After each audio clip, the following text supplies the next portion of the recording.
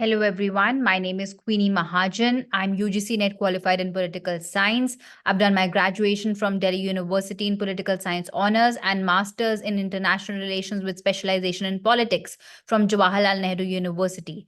With respect to UPSC, I have a teaching experience of more than 3 years now. And through the medium of Udan IAS Expert Intervention Series, I'm here to teach you polity and IR. Before we begin the topics, it's very important for us to understand the syllabus. syllabus की understanding बहुत ज़्यादा important है. तो हम ये पहले segment में सबसे पहले syllabus को समझेंगे, both for prelims as well as mains. So let us continue. तो जीएस पेपर प्रीलिम्स में जो सिलेबस है उसमें सिर्फ एक लाइन में पॉलिटी का सिलेबस मेंशन है. लिखा हुआ है कि Indian polity and governance, constitution, political system, Panchayati Raj, public policy, rights issues etcetera etcetera बोल के यूपीएससी ने इसको टू बी कंटिन्यूड टाइप का ऐसे खुला छोड़ दिया है. But it is not that simple. You have to cover two important sources. One is Lakshmikanth, Indian Polity by M. Lakshmikant. I'll show you the book. It is Indian Polity by M. Lakshmikant. And the other book is Constitution at Work, NCRT. तो आपके basics clear होंगे अगर लक्ष्मीकांत से, तभी आप लोगों को current affair समझ आ पाएगा और तभी आप लोग जो क्वेश्चंस हैं पॉलिटी के, जो एवरेज अप्रोक्सीमेटली 13 to 20 में से हर साल इतने ही रेंज में से क्वेश्चंस आते हैं, आप लोग वो क्वेश्चंस अटेम्प्ट कर पाओगे. तो और हमने देखा कि एक लाइनर का ही है बट हमको वो पूरी बुक कवर करनी है, इसीलिए. और बुक में काफी चीजें कुछ टेक्निकल भी हैं और कुछ फैक्चुअल है. तो हमको टेक्निकल चीजें भी समझनी है और फैक्चुअल चीजें भी समझनी है और कॉन्सेप्चुअल चीजें भी याद रखनी है, बिकॉज कॉन्सेप्ट, टेक्निकल, फैक्चुअल, ये तीनों एरिया से ही क्वेश्चंस बार बार रिपीट हुए जाते हैं.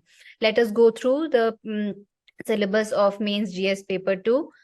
सो इंडियन कॉन्स्टिट्यूशन अभी बात की गई है.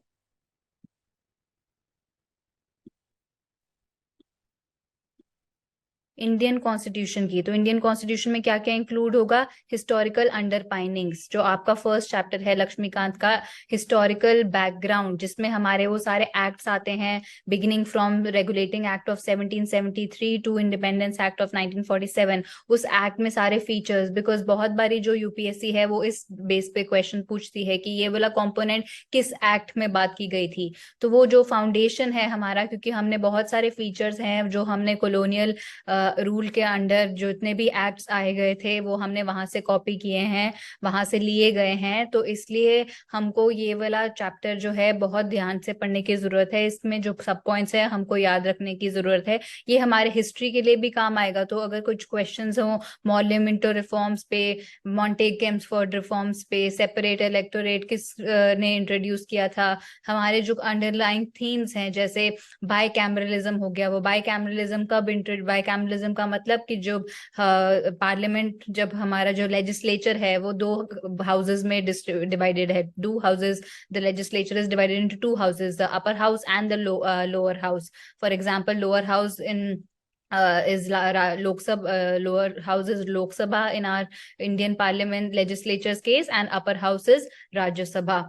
तो हमको ऐसी अंडर तो शुरुआत उसकी कहाँ से हुई? शुरुआत उसकी हुई गवर्नमेंट ऑफ इंडिया एक्ट 1919 से. सो ऐसी चीजें हमको इस पर्टिकुलर चैप्टर हिस्टोरिकल बैकग्राउंड में बहुत सारी चीजें पता चलेंगी. ऑर्डिनेंस मेकिंग की शुरुआत वहां से हुई, इंडियन काउंसिल एक्ट ऑफ 1861. तो ऐसी काफी चीजें हमको शुरुआत में ही पता चल जाएंगी जो कि हिस्टोरिकल बैकग्राउंड में है. देन एवोल्यूशन, इवॉल्व कैसे हुआ हमारा कॉन्स्टिट्यूशन, कैसे चेंजेस लाए गए, कैसे हमने काफी सारे सोर्सेज, काफी इंस्पिरेशन ली directive principles of state policy Irish constitution से, कैसे हमने फंडामेंटल ड्यूटीज की इंस्पिरेशन ली, कैसे हमने इंक्लूड किया provisions with respect to vice president, president, कौन से कॉन्स्टिट्यूशन से हमने किया. तो इवॉल्व कैसे किया विद टाइम. क्या क्या फीचर्स है कॉन्स्टिट्यूशन के, यूनिटरी है कि फेडरल है, और किस प्रकार के यूनिटरी फीचर्स हैं, किस प्रकार के फेडरल फीचर्स हैं, all that will be covered in this particular section. Amendments, amendments क्या क्या प्रोसेस है, कौन से प्रोविजन सिंपल मेजोरिटी से अमेंड होते हैं, सिंपल मेजोरिटी क्या होती है, इफेक्टिव मेजोरिटी क्या होती है, स्पेशल मेजोरिटी क्या होती है, स्पेशल मेजोरिटी प्लस रैटिफिकेशन क्या होता है, और कैसे इवॉल्व किया गया, इंपॉर्टेंट अमेंडमेंट्स कौन से हैं, कौन से सिग्निफिकेंट प्रोविजंस हैं हमारे कॉन्स्टिट्यूशन के जो, और बेसिक स्ट्रक्चर क्या है। सो बेसिक स्ट्रक्चर पे प्रीलिम्स में भी क्वेश्चन पूछा गया है, और ये एक इम्पॉर्टेंट थीम है मेंस के पर्सपेक्टिव से भी, तो ये हम कवर करेंगे। और functions, responsibilities of the union and the state, so states की क्या रिस्पॉन्सिबिलिटीज हैं, क्या पावर है, क्या ड्यूटीज हैं, फंक्शंस क्या है, क्या क्या यूनियन जो है हमारा सेंट्रल गवर्नमेंट, उनके क्या पावर है, क्या फंक्शंस है, यूनियन में क्या आता क्या है, issues and challenges pertaining to the federal structure, मतलब कि कौन से इश्यूज, फेडरल स्ट्रक्चर क्या होता है पहले ये समझने की जरूरत है। फेडरल स्ट्रक्चर है जहां पे एक सेंट्रल अथॉरिटी होती है और एक और जो पावर है, power sharing mechanism है federal structure. It's a power sharing mechanism wherein the power is divided between a central authority and its subsequent units। एक सेंट्रल अथॉरिटी होती है, पावर उसको दी जाती है, प्लस जो उसके यूनिट्स होते हैं, फॉर एग्जांपल द स्टेट्स हो गया, या प्रोविंसेस हो गए, या लोकल गवर्नमेंट हो गई। तो जब पावर होती है, कौन सी पावर, तीन प्रकार की पावर होती है जिसमें हम पॉलिटी में जिसके बारे में हम पॉलिटी में बात करते हैं, which is executive power, judicial power and legislative power। So when the power is divided between a central authority and the subsequent units, that is what a federal structure is। तो ये federal structure जो हमने adopt किया हुआ है, जबकि हमारे particular case में ये एक federal structure with unitary bias है, तो ये unitary bias जो फेडरल स्ट्रक्चर विद यूनिटरी बायस है, तो इसके क्या क्या इश्यूज आते हैं, कितना कॉन्फ्लिक्ट होता है, इंटर स्टेट रिलेशंस के बारे में हम यहाँ पे पढ़ेंगे। जितने भी चैलेंजेस आते हैं इंटर स्टेट रिलेशंस और सेंटर स्टेट रिलेशंस में, उसके बारे में हम यहाँ पे पढ़ेंगे। और finances up to the local levels and challenges, तो लोकल लेवल तक, पंचायती राज तक जो चैलेंजेस हमको आते हैं, वो सब हम लोग यहाँ पे पढ़ेंगे। Then separation of powers between organs, dispute redressal mechanism in institution. तो पावर जो है वो तीन ऑर्गन्स में डिस्ट्रीब्यूट की गई है। हम लोग बिल्कुल tight separation of powers and बिल्कुल टाइट सेपरेशन ऑफ पावर्स नहीं फॉलो करते। We follow a very lucid fluid concept of separation of powers between the three organs, which are these three organs: the executive, legislature and the judiciary। और इनके में से जो भी issues आएंगे इनके सेपरेशन ऑफ पावर्स में, जैसे फॉर एग्जांपल एग्जीक्यूटिव का, लेजिस्लेचर का काम क्या है, लॉ मेकिंग, एग्जीक्यूटिव का क्या काम है, इम्प्लीमेंटिंग, जुडिशरी का क्या काम है, ओवरसीइंग। लेकिन हमारे इंडिया के केस में ऐसा नहीं होता है। जुडिशरी बहुत बारी लेजिस्लेटिव प्रोसेस में, लॉ मेकिंग में हेल्प करती है through judicial activism. So we are not following a very strict rigid separation of powers. Then हमारे केस में executive is the part of the legislature. जो एग्जीक्यूटिव है, हम लोग जब एग्जीक्यूटिव पढ़ेंगे तो इसको इन डेप्थ में समझेंगे कि क्या मतलब है स्टेटमेंट का कि executive is a part of the legislature. और जो एग्जीक्यूटिव है वो डेलीगेटेड लेजिस्लेशन करती है, मतलब लेजिस्लेशन का काम एग्जीक्यूटिव करती है, फिर करती है हमारे पर्टिकुलर केस में जो हमने parliamentary form of government, Westminster form of government है। सो वो हम देखेंगे कि कैसे हमारा स्ट्रिक्ट सेपरेशन ऑफ पावर्स नहीं है। और इसके चक्कर में, इसके कारण जितना भी डिस्प्यूट्स होता है, उसको डिस्प्यूट्स को रिड्रेस करने का क्या क्या मैकेनिज्म है, क्या क्या इंस्टीट्यूशंस है, कौन सी इंस्टीट्यूशंस बिठाई गई हैं। Comparison of the Indian constitutional scheme with that of other countries.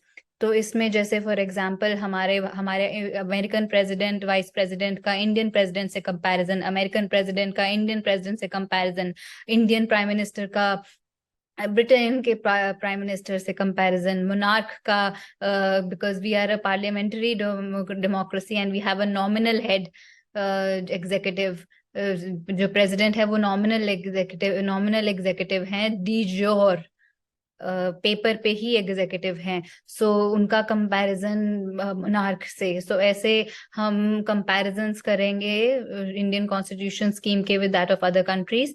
Then parliament and state legislature, parliament का क्या स्ट्रक्चर है, क्या फंक्शनिंग है, क्या प्रोसीजर्स होते हैं, रूल्स ऑफ बिजनेस क्या है, कंडक्ट ऑफ बिजनेस क्या है, जीरो आवर क्या है, क्वेश्चन आवर क्या है, नो कॉन्फिडेंस मोशन क्या है, सेंसर मोशन क्या है। सो ऐसे हम लोग चीजें, लोकसभा क्या है, राज्यसभा क्या है, डेप्यूटी स्पीकर, वाइस चेयरमैन, इनकी पावर्स क्या है, vice president, chairman of Rajya Sabha, इनकी क्या पावर्स हैं, इनके क्या प्रोटोकॉल्स हैं। सो ये सब हम लोग पढ़ेंगे। Alright.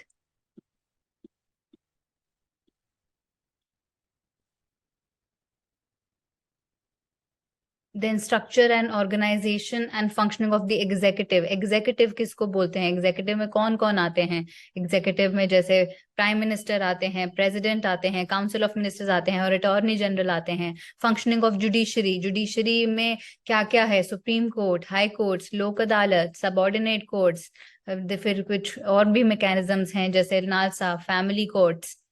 Then ministries and departments of the government, parliamentary committees के बारे में पढ़ेंगे, प्रेशर ग्रुप्स के बारे में पढ़ेंगे, फॉर्मल और इनफॉर्मल एसोसिएशंस, जितना उनका पॉलिटी में रोल है, रिप्रेजेंटेशन ऑफ पीपल एक्ट के बारे में के फीचर्स पढ़ेंगे। देन कॉन्स्टिट्यूशनल बॉडीज हैं जैसे इलेक्शन कमीशन ऑफ इंडिया, उनकी क्या क्या पोस्ट हैं वहां पे, कैसे क्या क्या पोस्ट हैं, क्या पावर्स हैं, क्या फंक्शंस हैं, क्या रिस्पॉन्सिबिलिटीज हैं उनकी। और स्टैच्यूटरी बॉडीज कौन सी होती हैं, जो बॉडीज एक स्टैच्यूट, एक एक्ट के द्वारा क्रिएट की जाती है, वो होती हैं स्टैच्यूटरी बॉडीज। कॉन्स्टिट्यूशन बॉडीज कौन सी होती हैं, जो कॉन्स्टिट्यूशन ने इनैक्ट की और जो कॉन्स्टिट्यूशन ने क्रिएट की, और जो after the constitution came into force, उसके बाद कॉन्स्टिट्यूशनल अमेंडमेंट के द्वारा जो बॉडीज क्रिएट की गई उनको हम कॉन्स्टिट्यूशनल बॉडीज बोलते हैं। स्टैच्यूटरी बॉडीज, रेगुलेटरी बॉडीज, जिनका काम रेगुलेशन है, देखना है, ओवरसीइंग करना है। कासी जुडिशियल बॉडीज, कासी जुडिशियल मतलब लाइक जुडिशरी, तो जुडिशरी के जैसी जितनी बॉडीज हैं जो जुडिशियल फंक्शंस भी परफॉर्म करती हैं, वो बॉडीज के बारे में हम लोग यहाँ पे पढ़ेंगे।